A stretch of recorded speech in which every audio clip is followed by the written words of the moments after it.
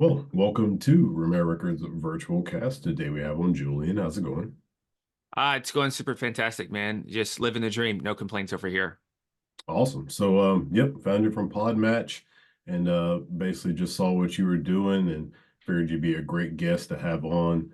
Yeah, that lighting is so it's hard to do on like virtual stuff like this because the freaking you want to get your lighting right, but hmm cameras that we use on these are like super sensitive, so it just blows everything.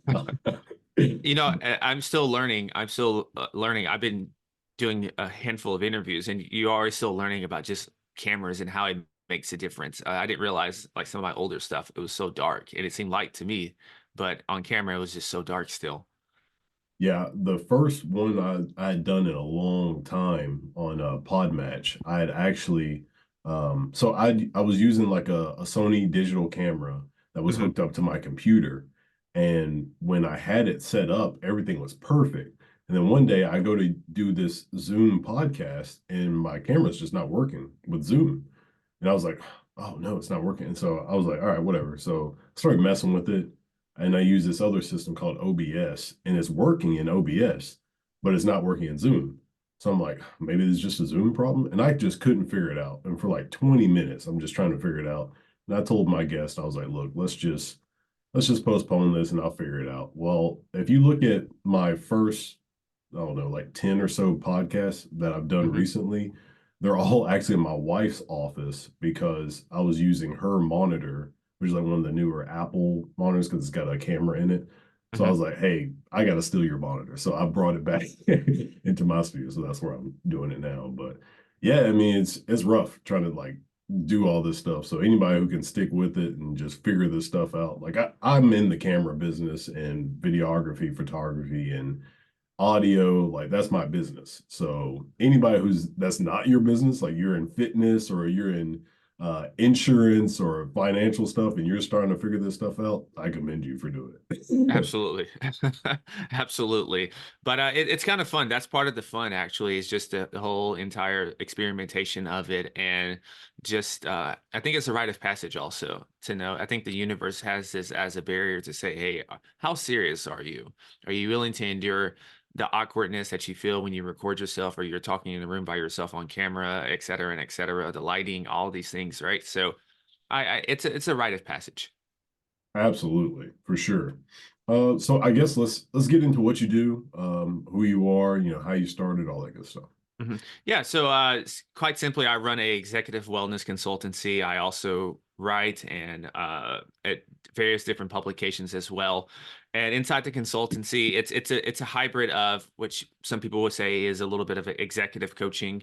I don't use that too much, but that's kind of what it is: executive coaching and health coaching as well. But it's a twist on that because we use a lot of state of the art medical tests and assessments such as genetic testing. We have a medical practice that we have a partnership with to do in-person testing with that. So it's a very precision-based practice. Everyone starts off as a blank canvas, but as to how I got started, it's a lot of the good thing when you as you get older chronologically, you can look back in your life and you can start to see all these different breadcrumbs that led to who you are right now, and it all really starts to make sense.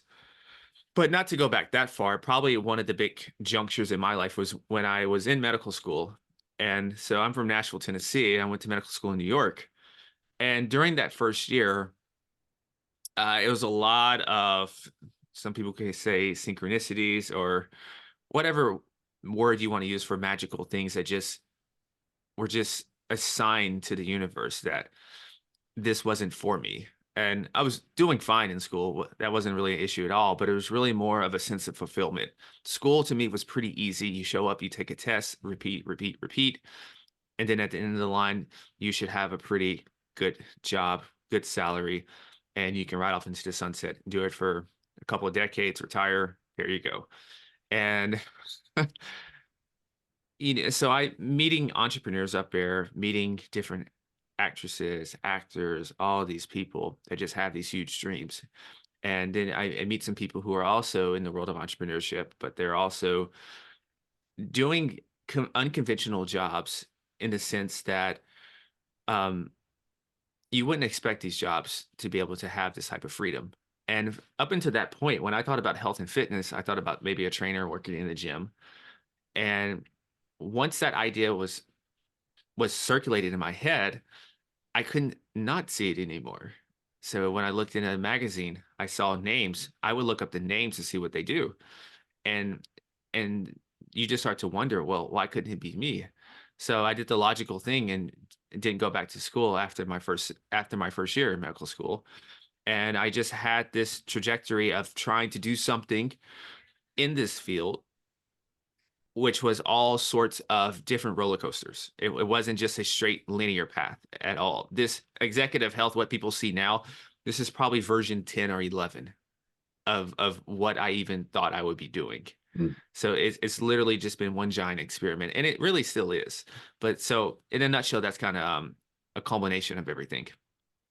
Yeah, and to be able to venture out and to see something different. So not only were you seeing something different career-wise, but you were also seeing something different cultural-wise. As you say, you were from Nashville and you went up to New York. I'm actually Hmm. really interested in your experience in that because I'm from Alabama and I'm from like a rural Alabama town where it's like I'm from Aniana, and there's like 6,000 people in from my Whoa. hometown. Yeah. And then I left there and I went to college. I graduated college from Jacksonville State University in Jacksonville, Alabama. And then after college, I went to the military and I'm in San Antonio for the Air Force. I'm in San Antonio for training there. Then I go to Wichita Falls, Texas. Then I go to Minot, North Dakota and I'm in North Dakota for about 4 years. And then I get out, I get this job in Memphis. So I'm venturing out, seeing these different cities, and me and my wife, we have traveled like all across the U.S. I think we've been to like 40 states or so.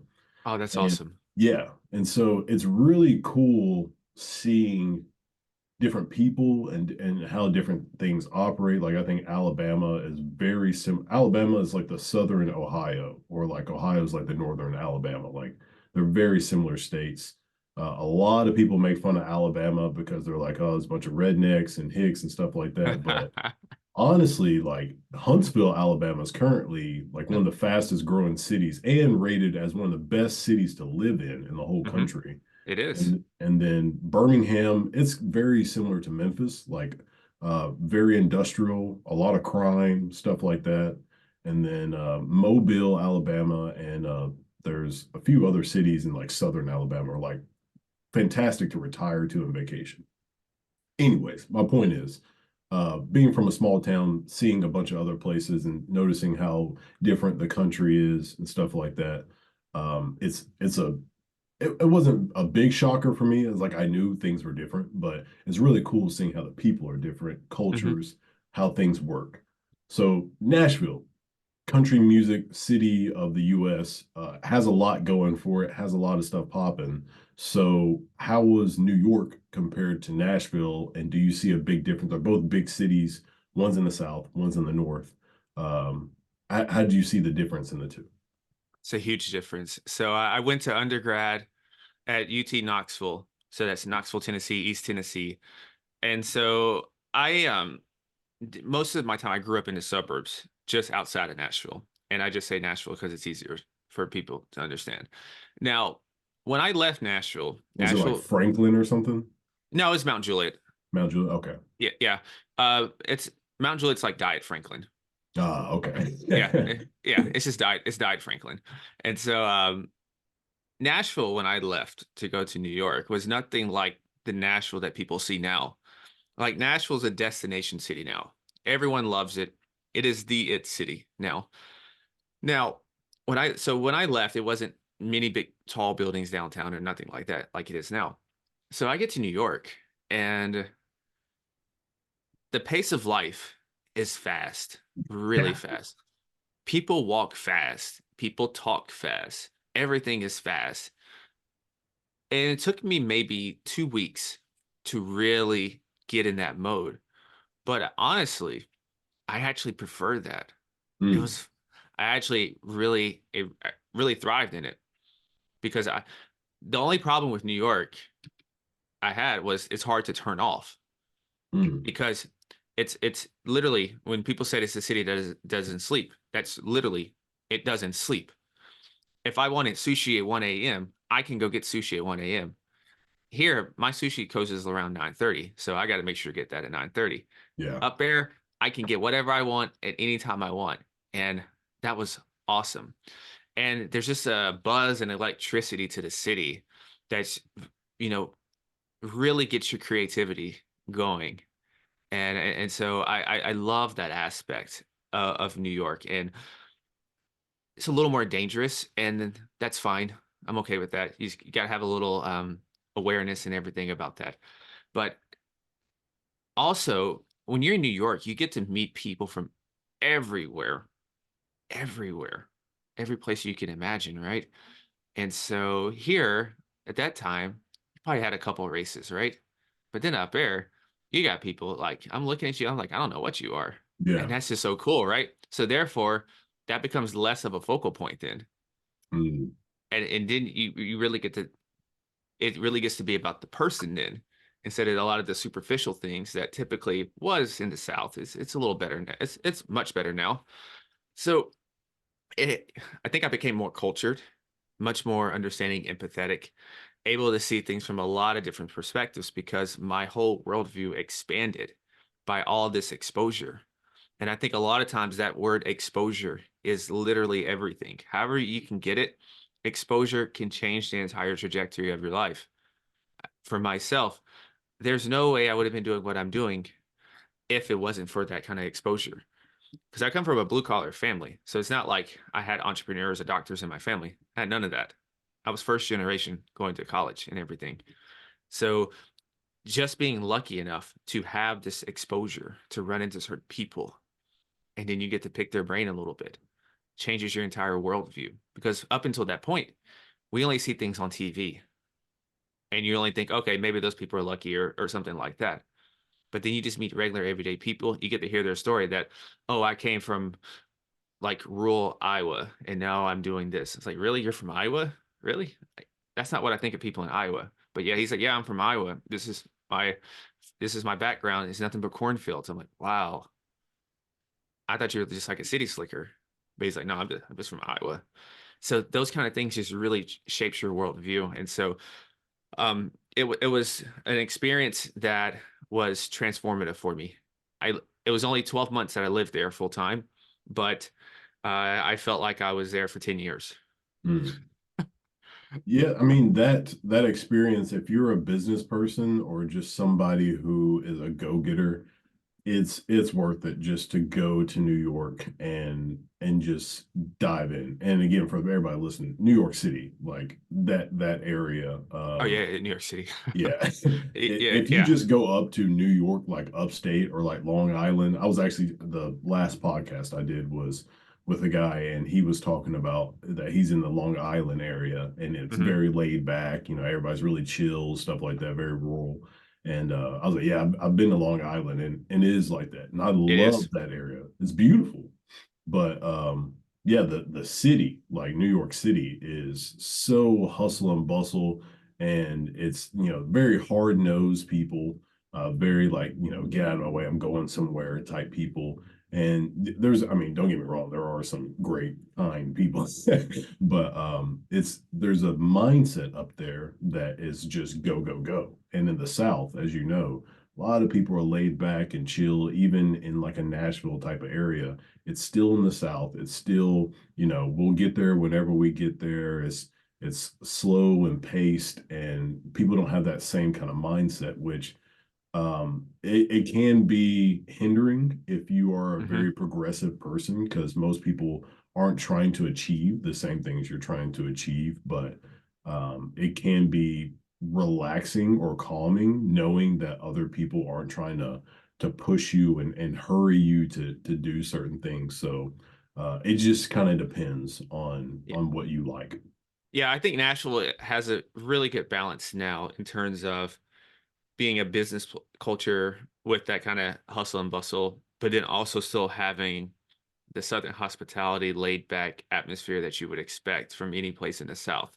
because Nashville, a lot of businesses came here. Nashville really profited from the beginning of the pandemic. A lot of places, a lot of people came here, and a lot of businesses are still coming here because this city's pretty much a walking construction zone right now.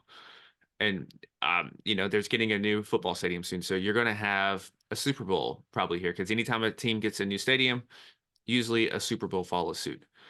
So you're because this is indoor as well, I believe. So you're getting that, and you're going to have so many other events here. So along for the longest time, really, when people thought about the South and business hubs, it was really Atlanta, then maybe Charlotte, and it's still growing, but those are mainly the two places. Like places like Alabama and Tennessee, there's like no, maybe SEC football, but Yeah. but none of the business places. But like you mentioned, Huntsville is a booming and growing business hub now, and same for Nashville. Yeah, and if you aren't from the area, you'll have to adapt to be able to understand like what's going on and where and Hmm. how you can make a living. Like if you're like, I want to start a new company or have this startup where I'm trying to get, people into if you have a storefront, get people into your storefront, or if you're just an online thing, how do I get leads? How do I Hmm. market? Stuff like that, then you have to be able to understand like where the business is and what people are doing. Uh, in the South, restaurants are everything. Like restaurants take over it. Like when I see in Memphis is bad about that. There's not a lot of continuous things to do in Memphis, like skating rinks, bowling alleys, stuff like that. They have the usual like main event is a place here, and we just got this adventure place and we'll see Dave and Buster, stuff like that. But most people like to have these very creative different things. I know when I visited one of my friends in Oklahoma City and we went to this arcade bar and it was awesome. Like it literally had tons of arcade games and they were all free. And they had like a two-drink minimum. So they just wanted you to buy like two drinks and then you could play all the games in there for free. I was like, this is the craziest thing I've seen. They don't have these things in like Alabama and like, every other places. So it's important for cities to have things that's going to attract people. So business, whatever you do, Hmm. can build upon that. It is. We have those now as well. I just went to an arcade, let's see, maybe a couple weeks ago, and it wasn't all free. A lot of the games were free, but some of those were, other than those, were maybe like a quarter or so. But there wasn't a drink minimum or anything. Mm. So that's a good sign as well when you look into a city and its development by what type of activities that's coming there and who's coming there, what type of businesses are coming there. So we've had a Dave and Buster's for a decade plus, and so to arrive in Memphis is showing signs that they believe something's coming or that there's potential there. So that's a good thing, right? Because you're bringing money and helping the economy and probably a handful of other things there. Yeah, and something that you were alluding to earlier is just the fact that the diversity of people. That's how I judge how progressive and how big an area is going to get, is how diverse are the people. If the people Hmm. aren't that diverse, that city or that area is probably going to stay wherever it's at for a long period of time because there's no X factor, there's no variable that's going to Hmm. make it change because change, you need a difference. You need something uh, in the experiment that's going to create change. And usually, creating change involves people who aren't in groupthink, people who are different. And so, diversity, what it does is it creates a different kind of aura, a different element to it, to where people are going to progress the area. So, I definitely think that that's a huge part of what makes an area the ability to progress and do things. So I'm also interested in. So you go to New York. You stay Hmm. there for about 12 months. You come back down south. What are some things that you felt like you had to take with you back to the south? Not physical, but just like you said it took you about 2 weeks, which I was shocked at 2 weeks. I would have thought most people probably like months or so to adapt. what are some things that you were like, oh man, like I'm this way now. I'm not who I Mhm. used to be. I need to bring that back with me. Yeah. So l- a lot of times people will tell you that some of my family would tell you that something happened to me in New York, and I haven't been the same since. And at first I thought it was a bad thing, right? They're like, wait, what do you mean? What do you mean by that? But really, I think it was an opportunity to really come into my own, just as a person, as a man, and so many things. And since then, of course, I've had continual upgrades and evolutions of myself, but that was a big juncture. And I think it was because I didn't know anyone in New York, no friends, nothing like that, no social network. So I had to rebuild everything from scratch to start over. And anyone that tells you about traveling a lot of times, people like to travel, I think, especially when you go abroad. And I had this effect as well, is that you build friendships easier. And I think a lot of times because you can be who you really want to be Mm, because nobody knows you. A lot of times in your hometown, you got to fight that. Even if you're trying to change, everybody still say your name's Jimmy, right? Everyone sees you as little Jimmy. No matter how different you think you are now, you're still little Jimmy and you still did these things, right? I don't care what you do now. And when you go to a different place, it's like you got a fresh slate. You can be mm, whoever you want. You got the novelty factor. You're in a new city. You're feeling good about yourself, especially if it's where you wanted to go. For me, this was always a dream, so I had my playlist ready and everything when I arrived in New York. So I'm already feeling mentally a new person. And you take this identity, right? And then you go back to Tennessee and you start talking. And they're talking to you about old stuff like you used to be. And you're like, oh, mm. that's cool. But I don't identify with that anymore. It's not who I am anymore, right? So it took a while to start educating people on this is my new truth now. This is who Mm. I am now. So one of the things is I think I became a little more serious. I think I became a little more I talked much faster. Now I'm talking a little slower now just because I it's in my head now. But Mm. normally I can talk super fast now. And I could jump from point to point to point to point, right? And just my stride was a little faster. It slowed down a little bit, just to blend in a little bit with the folks and everything. So I could turn it on and off. But I think when I was up there, it was easy for me to adjust because that was really who I am. Mm. Pretty much a lot of those things up there that finally came out. And I think all the time here, we get very comfortable in our identity. We get comfortable in a story. We stay in that story. And so when you get to get away from something, you have time to start loosening that attachment to this story, this identity that you tell yourself. And this doesn't even have to be something that involves around moving. You can take this same scenario and look at this. Maybe it's your professional life, your relationships, maybe it's your health. And oftentimes, there's some type of story that we're clinging on to. And that's why it's hard for us to change and to go to this other version that we see in our head because we can't release that story that's keeping us. It's like an anchor. So another thing that you sounded like you were about to start talking about is just like I guess just like who you are and like the value of who you are. And that's Hmm. something that I man, it just kind of clicked in my head one day because so again, I was in Wisconsin doing that class learning what I do now. Hmm. And I actually had to interview in Memphis and then I was going to interview in Compton. So I interview in Memphis and then that same day I fly out to Compton and I'm in LA. I was actually my hotel was in LA or was at some beach. I forgot the name of the beach, but that's where my hotel was. And then I just like drove to the Compton plant and they actually had to postpone my interview. So I got like a whole day I could just hang out in the LA area. So I go to the beach. It's like one of the famous beaches where they like all the bodybuilders and stuff work out. And Hmm. even I don't know if you saw the Barbie movie, but that's like where they were. And so it's just like an iconic place. And so I just go there to take photos and stuff like that. And I'm taking photos of these people working out. So I'm like, man, this is really cool. I can take photos and videos of these people working out. It's gonna be a memory for me.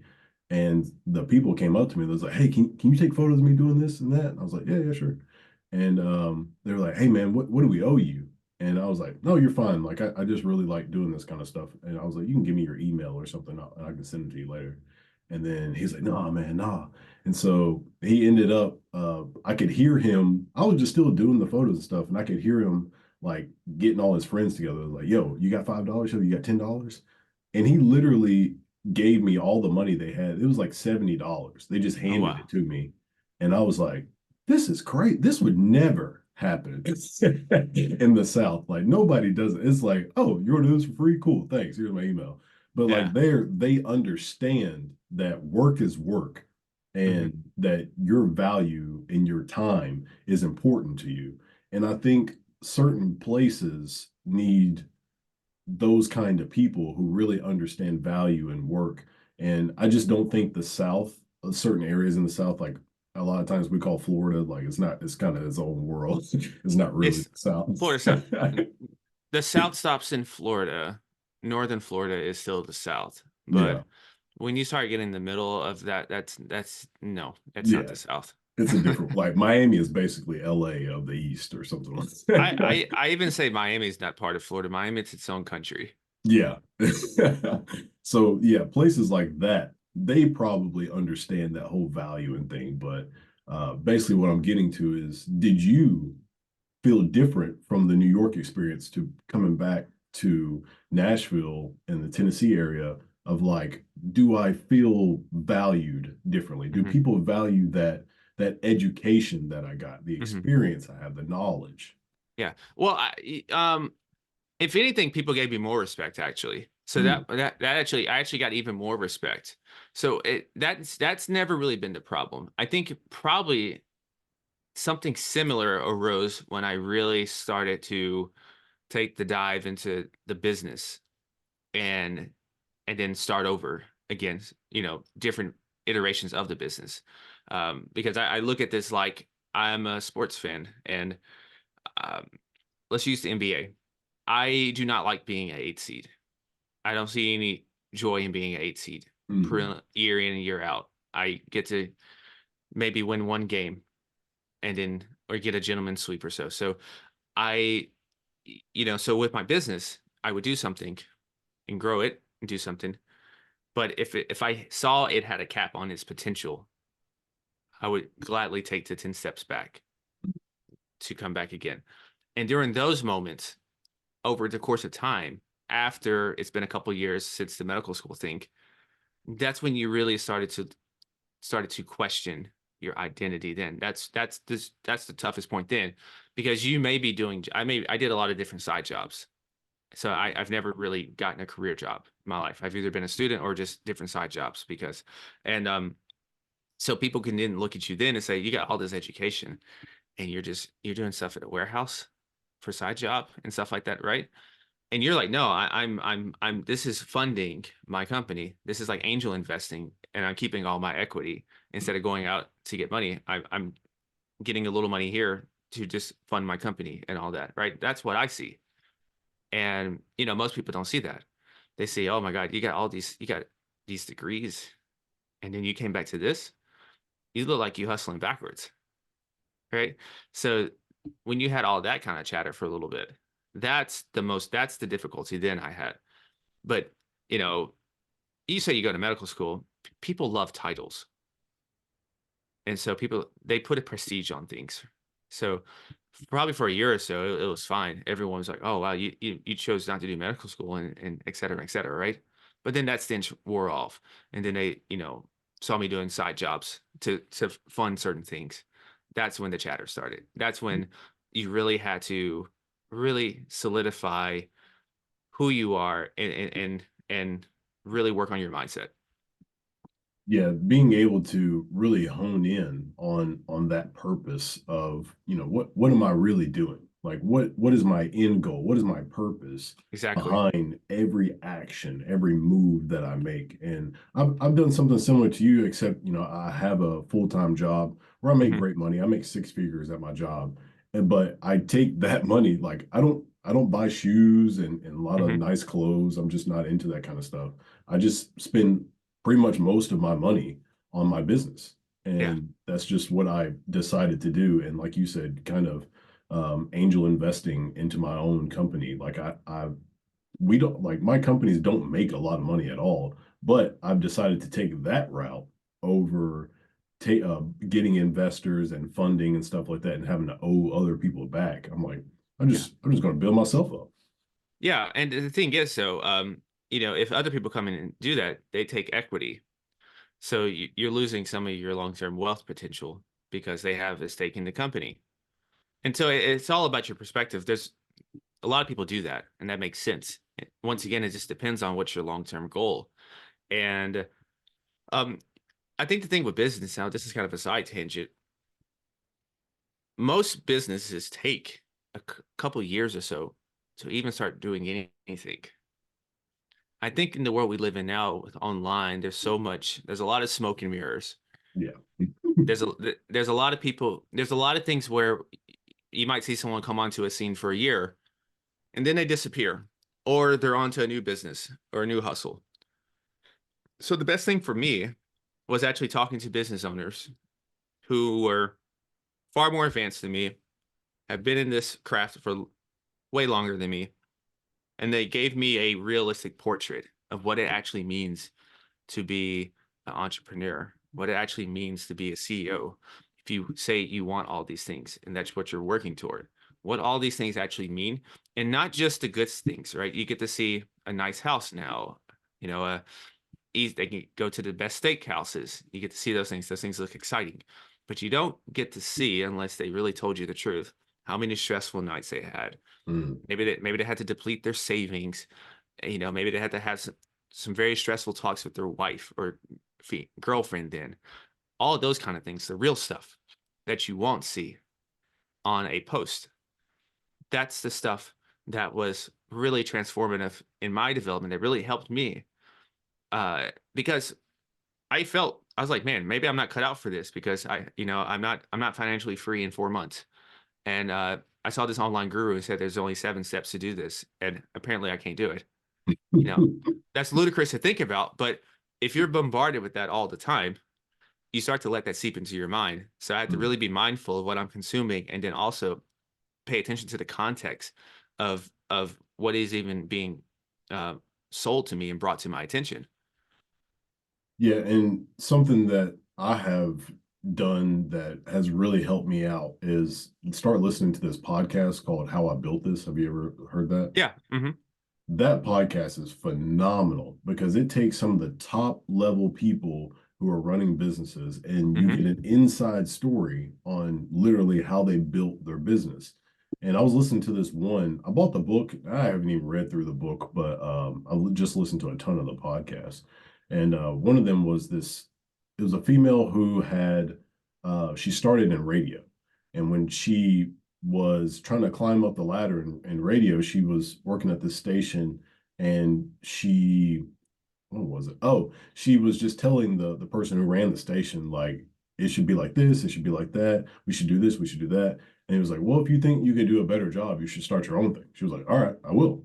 So she started calling bank to bank to bank, just tons of banks, asking them for money so that she could start her own radio station. And Hmm. none of them would give her money. And then finally she came across one and I guess they just felt sorry for her for how many people she had asked and nobody had said yes. So they finally give her a loan so that she could start her radio station. She got a building, started the station, and she was sleeping in there. Like that was her new home. So that's how much she put on the line to be able to believe in what she Hmm. was doing. And I was like, that's an awesome story. And I wish so many other entrepreneurs would tell their failings Hmm. because I think that's a reason why a lot of people don't start things or continue things is because on social media, that's all we see. We see people Yeah. who are just crushing it.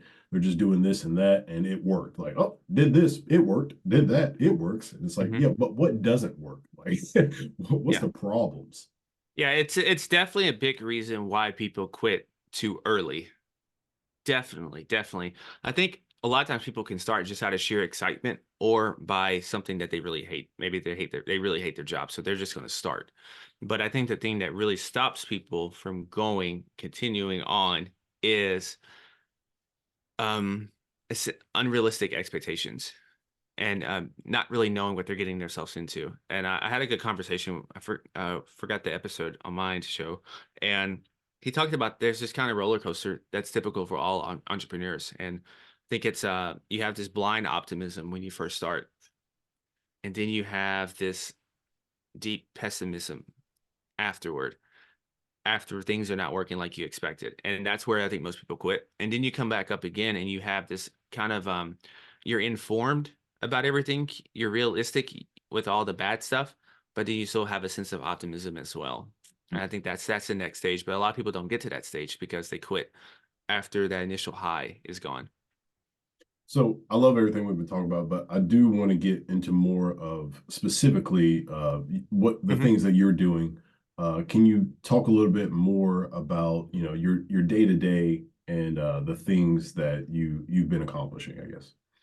Yeah. So, like a daily routine, or we'll start with the. Whatever. Yeah. Okay. Yeah. So we'll start with the work. So the main work that I do, and it's not just me. I have a handful of people to partner with now as well. It's basically think of your favorite athlete. They most likely have a performance team. How we have like a therapist, a trainer, a nutritionist, and all those kind of things. And over the course of time, I wanted to develop something like this for business leaders, and to have this as a one-stop longevity and performance shop, and to think of yourself as an executive athlete. Because if you think about most of us, when you're thinking about a business career, we're not just like an athlete that maybe has a 5 to 10 year frame and then it's done. Our careers are going to be decades, most likely. So we really have to think about our longevity and our well-being. But oftentimes we chase success at the expense of our well-being, and then we'll try to buy it back at some point. And I don't think it has to be this way. And I also don't think you have to lower your ambition to be healthy. A lot of times people say, well, then if I got to take time away from my business, then I can't do it for my health. I was like, no, that's not really how I would think about it. I would think about it as when you are working on your body, you're actually still working on your mind and improving your business, because everything in business, there's a correlation that traces back to your health, every single aspect, no matter if it's even just being charismatic, your executive presence, your ability to make decisions, your ability to persuade, your leadership abilities, and so many things is all tied back to different aspects of your health. And so that leads to the question, if that's the case, then how can you be most efficient and most effective? And so when you think about a typical fitness diet plan, et cetera, now, it's inefficient. It's follow this diet, follow this nutrition plan, do this basic annual physical at your doctor, and you're done. And that's good for a foundation. But I'm really concerned about being optimized, being enhanced, and really redefining what it means to age well while also thriving professionally. And so to do that, there's a lot of different precision based tools now that you can use. So picture someone that's a blank canvas now. So when you're starting, you don't just blindly say something, you leverage a lot of data. And then you get that's their unique biodata. And then from that unique biodata, now you can start to craft a plan and a strategy that is precisely tailored for them and only them. And so that's a much more effective and efficient way to go about things. Because our DNA, for example, we're mostly the same, but there's this very, very, very small percentage that's different. But that makes all the difference in the world for a lot of us. And those little things are not considered. So I like to think of this as a hodgepodge of a lot of things. We're looking at your executive performance, but we're also taking into account leveraging modern health and modern fitness and all these other tools, including medicine as well. Yeah, I mean, you can, if you're a personal trainer or a nutritionist or whatever, and somebody comes to you and says, "Hey, I'm trying to lose 20 pounds this year. What do I need to eat?" And they're like, "All right, well, you need to have these good proteins, good fats, whatever. Yeah. Salmon's great." And then you start going on all this fish and chicken or whatever, and then they're like, "Well, I'm allergic to fish, and then Yeah. I don't like that." And so it's like, Yeah. well, where do you start there? So yeah, you Hmm. kind of have to start with what's the bio makeup of this human Hmm. being? Like Yeah. what's their intolerances? What's going to feed their body the best? Do they burn fat more? Do they burn carbohydrates more? Like how can we get this person to eat optimally first, and then we can kind of develop from there. Mhm. Yeah, and there's a difference. That type of advice is very good for people if they're just trying to get off the couch. Yeah. But but most of the time, anyone that's really seriously involved in business, they're anything but lazy. So that's not going to be a problem. I don't have to just say you just need to make sure you drink your 8 glasses of water. Actually, maybe go to 10 glasses of water. We're not really having conversations about why water is good for you or why you should exercise. We're way beyond that. So, so that type of advice is still really good for those people because they're not even ready for this type of stuff. Mm. But this is for people who are kind of have this yearning for what's next, or they're looking for what's a way to up level my game even more. I feel there's a need. I feel there's a I'm getting maybe a little older chronologically, and I want to still maintain my edge. I want to maintain this high level of performance. I know mainstream tells me that if you get a certain age, you start to go downhill. And when you get older, you start getting these little aches and pains, and that's just age. And we should accept that. But why should we accept those things? So that's really my type of person because a lot of those things don't make sense to me. It really makes no sense to me. Even some of the stuff that was said in medical school, it made no sense to me. Like I was very shocked with some of the things. So yeah, so that's one of the things. It's I want people who want the absolute to get the most out of life and to really push that gas pedal as much as they can, but still having their foot on the brakes a little bit. Yeah, something you just said is I think everybody should understand is you just said about even when you were in medical school, some of the stuff astounded you, and that is something most people don't understand. Is like if somebody just has doctor in front of their name, that doesn't mean they know everything. That just Yeah. means they went to class and they passed some tests, and then now they have a doctorate degree. Hmm. Whatever was taught to them is what got them to where they're at. So if people have that same knowledge, then that's what we're all going to think. But there are different sciences, different um, tests that people have been running sent over time. Like if somebody's 60 years old and they're a doctor, I guarantee you 10 years after they graduated school, different things were taught. And then 10 years after that, different things were taught because we're constantly learning as human beings about the world and what different medicines or what different practices like they've talked about the ice or the not ice rice method like the rest ice compression Hmm. elevation. They said the guy who invented that reneged on that. He's like, no, that's not even, you should not do this. But we still teach that to this day that you should use the rice method. It does. And so the only way, like, I have a lot of friends in the profession, and you have to do independent studying. So I think much like anything in school, no matter what your discipline is, school is great for providing you a foundational understanding of whatever chosen discipline you're in. But to really up level your game, up level your skill in whatever craft, it takes a lot of independent studying, continual studying, because literature is always changing, science is always changing. That's the nature of science. Science is always constantly evolving. There is no hard set in science, pretty much. Mm. And that goes for pretty much a lot of different things. And not to get on this spiel to get too off topic, but a lot of times I'm not even mad about it or anything. I understand because if you see 20, 30 something patients a day and you still got a personal life as well, there's very little time for you to do independent study and to keep up on the latest advancements, the latest testing and everything. It's just not feasible. So I mean I understand a lot of things, and so that, I mean, that goes back to the whole thing, going to New York and then just throughout life now. I can see things from all points of view and understand it, even if I don't agree with it or like it. I can see where they're coming from. So, but I also, you mentioned titles, and no matter what that title is, that's in front of or after the name or in front, the thing to remember is we are all our best advocate. We are all our best teacher, our own best subject, and our own best doctor, really. So I even tell individuals that these are all recommendations and things I'm doing. But at the end of the day, this still comes down to you. First and foremost, you have to do it. We can't place our personal power. We can't place our health. We can't place our earning potential or none of that. We can't place none of those things solely in some external person's hands. That takes away our personal power. So we just have to remember that first and foremost. They're there to assist us. And there was a quote I think I forgot who said it a long time ago. It's, I can show you the path, but I cannot walk down the path with you, and I Mm. cannot walk it with you.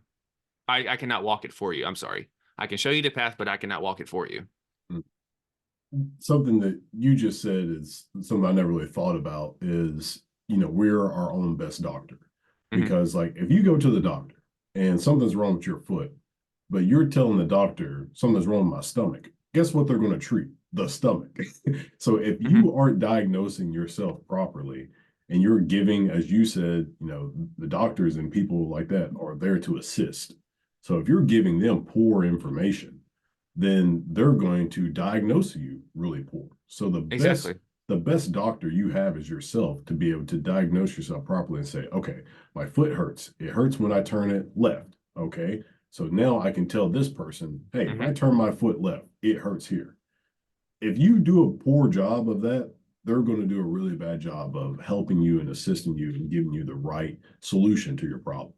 Yeah, it's a partnership, and even so, they might still come back around to finding the actual thing. But think about how much time is going to be wasted potentially. I've seen a handful of scenarios where there's been misdiagnoses on some front, and a lot of times and maybe sometimes it's miscommunication between the patient and the physician. Maybe sometimes it's miscommunication between the team of physicians. But nevertheless, this gets down to the importance of communication and ultimately the patient, the individual themselves being their own doctor and their own advocate and communicating what they're actually feeling, and then inputting that with the partnership with their whoever's helping them. Yeah, I just saw a post on social media the other day. It was talking about if a doctor says, this is what I think is wrong with you, or no, I think you're fine, you should ask for like, their opinion or like their second opinion or something like that, so that you can get their different diagnosis. So if they're like, well, we think you have, whatever, lung cancer or whatever. So what brings you to that conclusion, and what would be your secondary diagnosis? If it's not lung cancer, then what else would you think it is? Because that way you're getting them thinking, so that they're not just like, focused on this one thing. Because tunnel vision is a serious thing when it comes to medical. Because Mhm. if did you ever watch House, the TV show House? That was one of my inspirations for actually wanting to even be a doctor initially. I'm not gonna lie, I love that show. I knew it wasn't a discipline, but I really wanted that discipline because he knew everything, like Yeah. every single thing he knew. But I quickly found out that you cannot be all those specialties. You had to just choose one. But I absolutely love that show. So do you remember when, I think it was like some white dude that was one of the new what do you call them? Attendings? Yeah. And he kept saying everything was lupus. He kept trying to push that something was lupus. Hmm. Because every time they bring somebody in, they start diagnosing. He's like, oh, it's lupus. Like he kept trying to make something lupus. And then I think eventually he got kicked out because he gave somebody medicine or something to like pretty much give them lupus, or he was just Hmm. trying to treat them for lupus. But I'm not saying a lot of doctors are like that by any means. I'm No, just no, saying they're not. some people, they are so focused on this one thing that that's what they're looking for. They're searching for that to be the solution or the problem. And you kind of have to get them out of that mode by kind of steering them a different way. Yeah, well, I mean, you can see that in maybe some person makes his money by real estate, and so real estate's the only way to make money now, right? Yeah. Maybe someone loses all their weight by going carnivore, and so now vegetables are terrible. Yeah. Just eat meat, right? So we do have to be mindful of that. Of It's like a one trick pony, or just seeing the world through one way. Like in removing our biases, like there's certain things that's worked for me with my personal health that I probably wouldn't recommend for a lot of other people.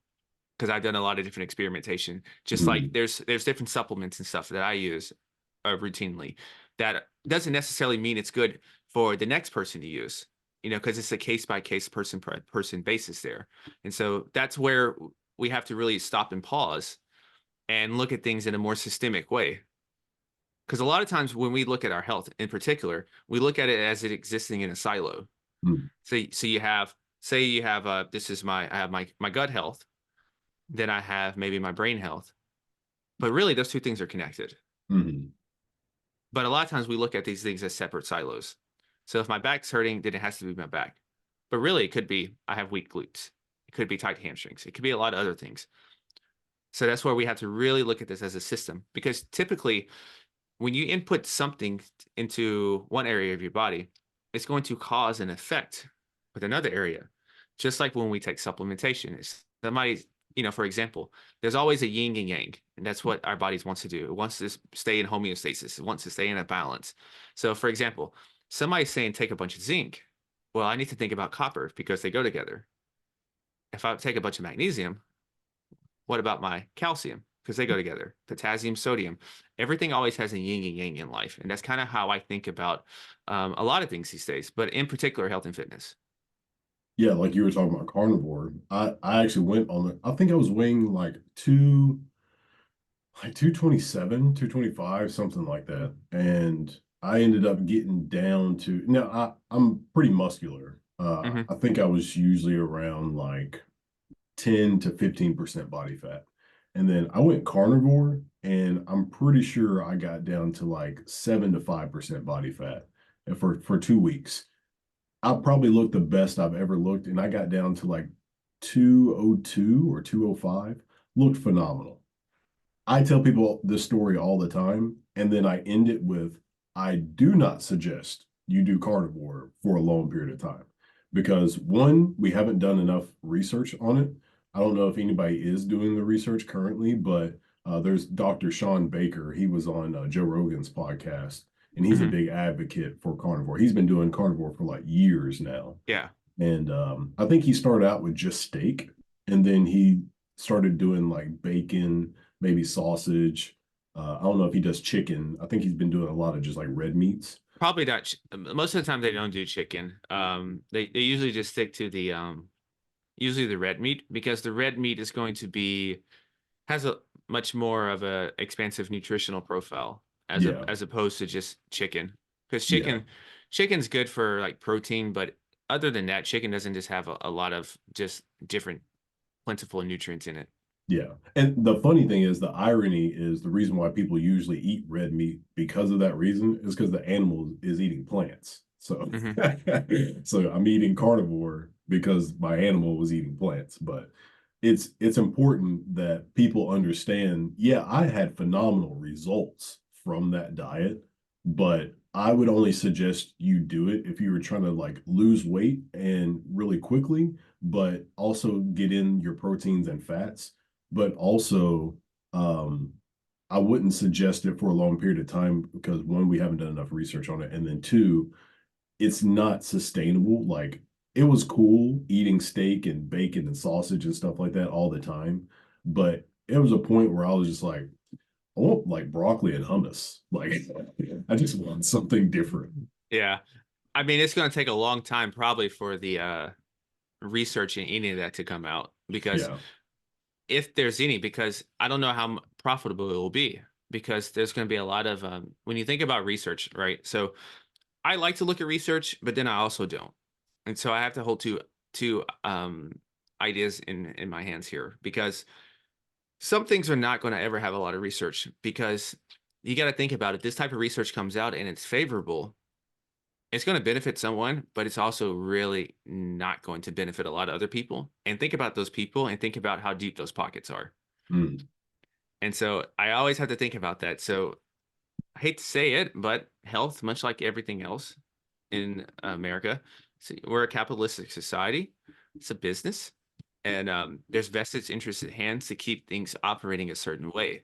So so research is important, but then it's also not important. So it's hard sometimes for people to grasp that if you live in a black and white world. But just like a lot of things with longevity right now. I'm not sure we're going to see just expansive studies on this, because if we do and it's favorable, then a lot of other people are going to, it's going to shake up the whole industry in terms Mm, of how people make money and everything. yeah. I've seen a lot of, so for everything, there's a lot of N and one case studies now, right? Certain things I've experimented with, it's worked. Certain peptides that somebody else has used, and it's worked. But to do a mass human clinical trial, man, I don't know.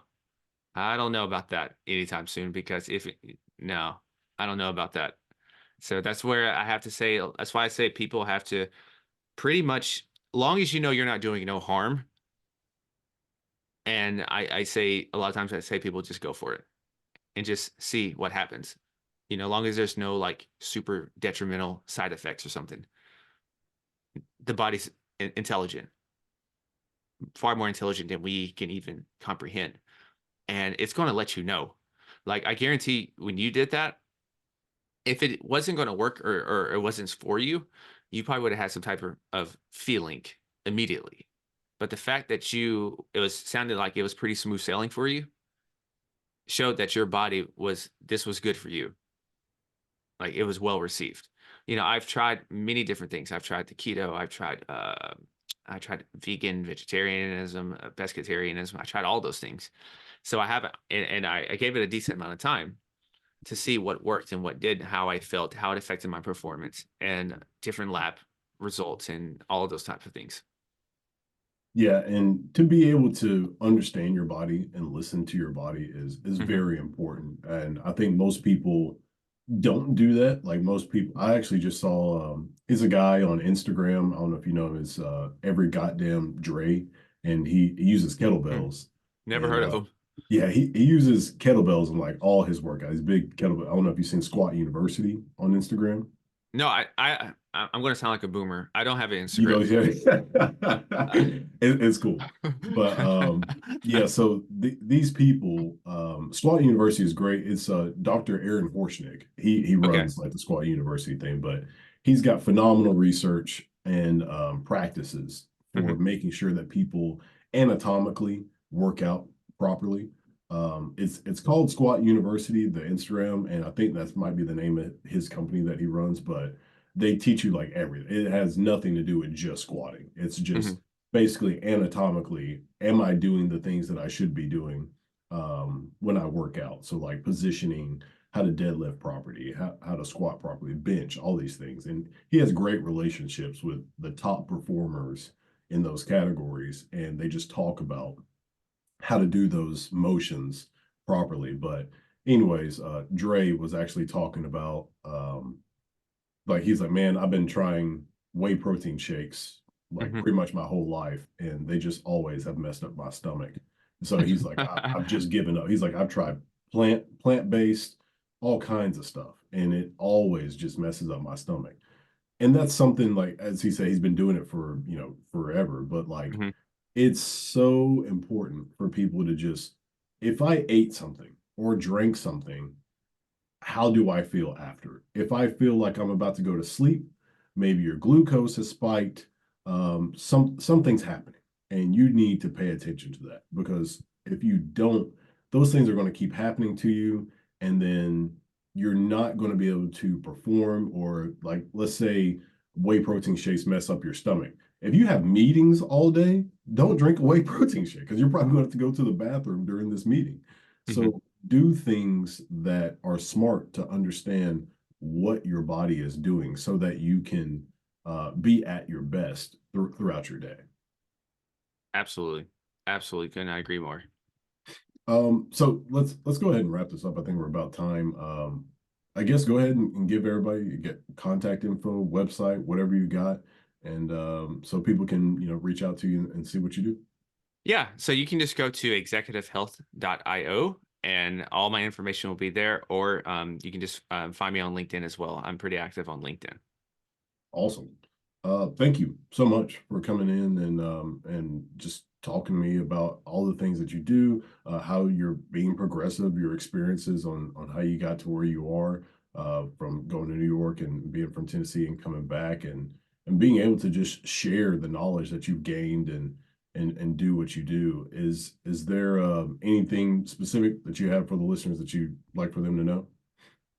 No, I think I think probably a parting takeaway for 2024 in this year is it may be a little chaotic. It may become a little chaotic. It's an election year, and it's just a run of the mill thing, like it always is. But I think just because the world may be chaotic doesn't mean you have to. So I will advise people to really guard your mind and to develop some sort of mental fitness routine to use every day, so you can really be cognizant and taking care of your mental well-being.